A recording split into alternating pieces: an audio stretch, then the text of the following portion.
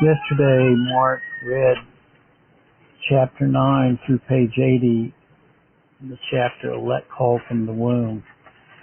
He's reading from the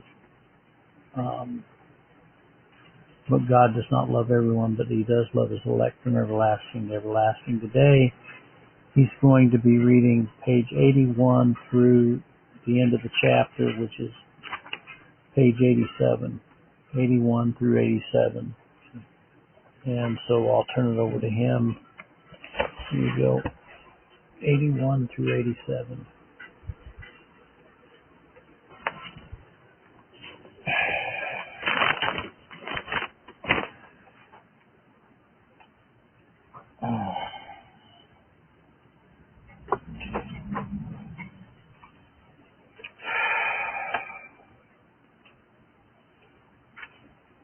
Lo, they shall wax old the garment, the moth shall eat them up.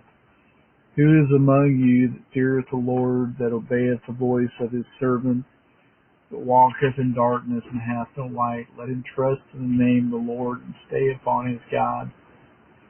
Behold, all ye that kindle a fire, that compass yourselves about with sparks, walk in the light of your fire, and the sparks that ye have kindled.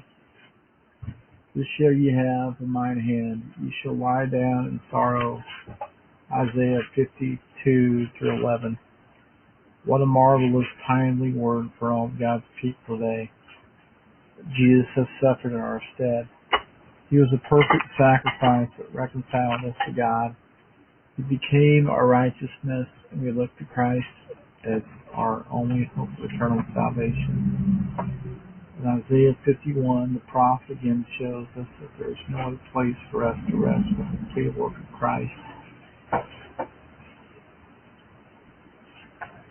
Hearken to me, ye that follow after righteousness, ye that seek the Lord. Look unto the rock whence ye are hewn, and behold the pit whence ye are digged.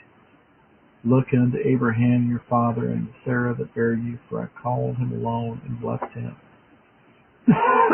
increased him. The Lord shall comfort Zion, he will comfort all her waste places, he will make her wilderness like Eden, her desert like the garden of the Lord. Joy and gladness shall be found therein, thanksgiving and the voice of melody. Hearken unto me, my people, and give ear unto me, O my nation, for laws shall proceed from me, and I will make my judgment to rest. For the light of the people, my righteousness is near, my salvation is gone forth, and my arms shall judge the people. The isles shall wait upon me, and in mine arms shall they trust. Lift up your eyes to the heavens, and look upon the earth beneath.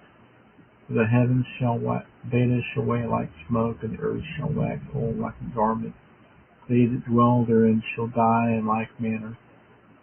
But my salvation shall be forever, and my righteousness shall be abolished. Hearken unto me that know righteousness, the people in whose heart is my law. Fear ye not the reproach of men, neither be ye afraid of revilings. The moth shall eat them up like a garment, and the worms shall eat them like a wool. But my righteousness shall be forever, and my salvation from generation to generation. Awake, awake, put on strength. The arm of the Lord awaketh in the ancient days and generations of old. Art thou not it that hath cut Rahab, wounded the dragon? Art thou not it which hath dried the sea, the waters of the great deep, that hath made the depths of the sea a way for the ransom to pass over? Therefore the redeemed of the Lord shall return, and come with singing to Zion. Everlasting joy shall be upon their head. They shall obtain gladness and joy. Sorrow and mourning shall flee away. I, even I, am he that comes. You, who art thou, that thou shouldest be afraid of a man that shall die, and the Son of Man that shall be made as grass? Forgettest the Lord thy Maker, that hath stretched forth the heavens and laid the foundation of the earth? Have fear continually every day, because of the fury of the oppressor, as the people rage to destroy. And where is the fury of the oppressor? The captive exile hasteth that he may be loosed.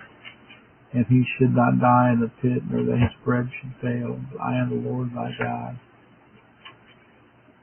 that divided the sea, whose waves roared. The Lord of hosts is his name. I have put my words in thy mouth, and have covered thee in the shadow of mine hand, that I may plant the heavens, and lay the foundations of the earth, and say unto Zion, thou art my people. Awake, awake, stand upon Jerusalem, which is drunk at the hand of the Lord, the cup of his fury. Thou hast drunken the dregs, the cup of trembling, and wrung them out. There is none to guide her among all the sons which she hath brought forth. Neither is it me that taketh her by the hand of all the sons that she hath brought up. These two things have come unto thee, who shall be sorry for thee, desolation and destruction, and the famine and the sword. By whom shall I comfort thee? Thy sons have fainted. They lie at the head of all the streets as a wild bull, and that they are full of the fury of the Lord. You said the 889. To the end of the chapter 87. The rebuke of thy God, therefore, hear now this, thou afflicted and drunken, but not with wine. Thus saith thy Lord, thy God, Lord my God, that pleads the cause of his people. Behold, I have taken out of thine hand the cup of trembling, even the dregs, the cup of my fury. Thou shalt no more drink it again, but I will put it into the hand of them that afflict thee. Which you said to thy soul, be it bow down that we may go over, and thou hast laid thy body as the ground, as the street to them that went over. Isaiah 51, 1-23. What it must have been to live during the time that our Lord was crucified, and have viewed him riding the week before in Jerusalem on a donkey, and the masses of people crying out, blessed is he that comes in the name of the Lord. Then a few days later to see the same man mocked, the crown of thorns placed on his head, and him paraded before the people in shame. Then to see him crucified between two thieves must have been a shock to many people.